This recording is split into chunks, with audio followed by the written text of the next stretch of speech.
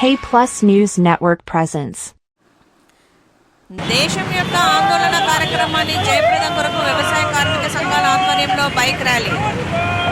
కేంద్ర ప్రభుత్వ కార్పొరేట్ అనుకూల విధానాలను వ్యతిరేకిస్తూ 13 కేంద్ర కార్మిక సంఘాలు 500కు పైగా రైతు సంఘాలు సంయుక్తంగా జిల్లా కేంద్రాలలో నవంబర్ 26వ తేదీన దేశవ్యాప్త నిరసన కార్యక్రమాలు చేయాలని ఇచ్చిన పిలుపులో భాగంగా కడప నగరంలోని కళాక్షేత్రం నుంచి ర్యాలీ నిర్వహించి ఆర్టీఓ కార్యాలయం వద్ద పెద్ద సంఖ్యలో నిరసన ధర్నాకు పెద్ద సంఖ్యలో రైతులు కార్మికులు జయప్రదం చేయాలని కోరుతూ కేంద్ర కార్మిక సంఘాల రైతు వ్యవసాయ కార్మికుల సంఘాల ఆధ్వర్యంలో ఏఐటియుసి సిఐటియు రైతు వ్యవసాయ సంఘాల ఆధ్వర్యంలో కల్పన నగరంలోని మున్సిపల్ కార్యాలయం నుండి రైతు ర్యాలీ ప్రారంభించి Koti Reddy circle, Apsara circle, Krishna circle మీదుగా ఎన్టీఆర్ సర్కిల్ వద్ద ముగింపు జరిగింది. ఈ సందర్భంగా ఏఐటిసి జిల్లా ప్రధాన కార్యదర్శి మనోహర్ మాట్లాడుతూ మోడీ ప్రభుత్వం దేశవ్యాప్తంగా కార్మికులు, రైతులు 10 ఏళ్ల క్రితం పెట్టిన 11 డిమాండ్లలో ఏ ఒక్క డిమాండ్ను మోడీ ప్రభుత్వం నెరవేర్చలేదని విమర్శించారు.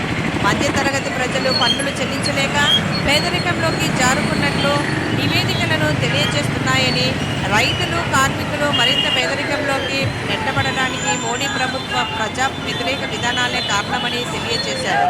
ఇదే సందర్భంలో కార్పొరేట్లకు 12 లక్షల కోట్ల రుణాలను మాఫీ చేసి ప్రపంచ కుబేరుల స్థానంలో అదానీ, అంబానీలు ఎదగడానికి మోడీ ప్రభుత్వం నిస్సిగ్గుగా సహాయం చేస్తుందన్నారు. రైతుల పట్ల గిట్టుబాటు ధర చట్టం చేయాలని, ఈ రంగంలో పనిచేసే కార్మికుడైన ధరలకు అనుగుణంగా కనీస వేతనం 26,000 చెల్లించాలని, పరిశ్రమలలో కార్మికుల వేతనాలకు భద్రత కల్పించేలా సేఫ్టీ సౌకర్యాలు కల్పించాలని, నిత్యావసర సరుకుల ధరలు తగ్గించేందుకు కేంద్ర ప్రభుత్వం ప్రత్యేక నిధిని కేటాయించాలని, కేంద్ర లేబర్ కోడ్లను ఈరోజు ఏర్పాటు చేసి ఇబ్బంది చేస్తామని వెంటనే రద్దు చేయాలి, కార్మిక చట్టాలను పునరుద్ధరించాలని చెప్పదలుచుకున్నాం.